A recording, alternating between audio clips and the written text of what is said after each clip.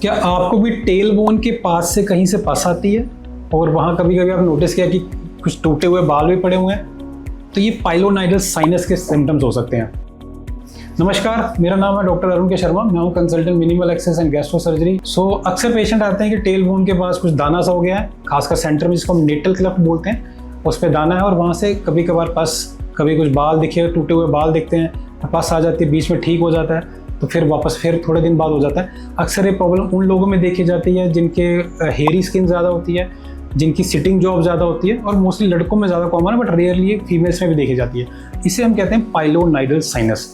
ठीक है, इसके अलग अलग नाम भी है। इसको जीप्स बॉटम भी कहते हैं, ताकि वो लोग जो ड्राइवर ज़्यादा ड्राइविंग करते हैं, लॉन्ग डिस्टेंस ट्रक ड्राइवर्स, उनमें ज़्यादा कॉमनली देखी जाती है।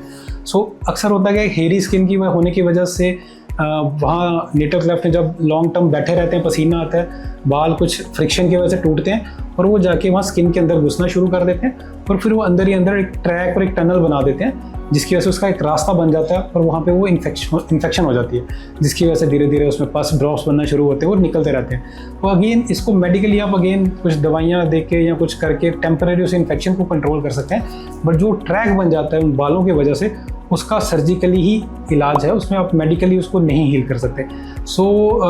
इसका इलाज पहले तो पुराने ज़माने में उसको ट्रैक को खोल के ओपन किया जाता था, फिर बार बार पट्टियाँ की जाती थी, लंबी देर तक पट्टियाँ चलती रहती थी।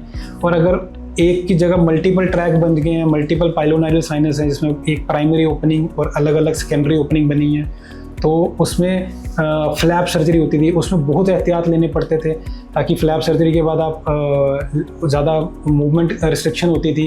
ये सारी चीज़ें थी। बट आज के टाइम पे लेज़र सर्जरी के बहुत अच्छे रिजल्ट हैं इसमें, जिसमें आप लेज़र से उन सारी जड़ों को अब्लेट कर देते हैं और जो आपकी प्राइमरी ओपनिंग है उनको आप क्लीन कर देते हैं। इसके बहुत अच्छे रिजल्ट हैं। हमने बहुत से पेशेंट ऐसे देखे हैं पाइलोनाइडल साइनस से बहुत जल्दी रिकवर कर जाते हैं। बट एक सेकेंड स्टेप भी होता है इसमें, वो जो हेयरी स्किन है उससे भी निजात पानी होती है। तो एक डर्मेटोलॉजी ओपिनियन भी चाहिए होता है बाद में, जब आपकी स्किन हील हो गई, आप पाइलोनाइडल साइनस से निजात पा लिए, तो वो हेयरी स्किन को भी आपको उसको ट्रीट करना होता है ताकि वो हेयर्स रेकनेस ना करवाए। बड़ा इंपॉर्टेंट कंपोनेंट है ओवरऑल ट्रीटमेंट का, कि आपने बीमारी तो ठीक कर ली बट जो उसकी रूट वजह है वो है जो आपकी बहुत ज़्यादा हेयरी स्किन, या आपका जो प्रोफेशन है सिटिंग वाला, उसको भी कभी कभी चेंज करने की ज़रूरत पड़ सकती है, या फिर एटलीस्ट उन हेयरी स्किन वाले एरिया से उसको हेयर्स रिमूव करवाने पड़ते हैं, जो लेज़र से करवाए जा सकते हैं after you have recovered from the surgery. ये था पाइलोनाइडल साइनस के बारे में सारी जानकारी।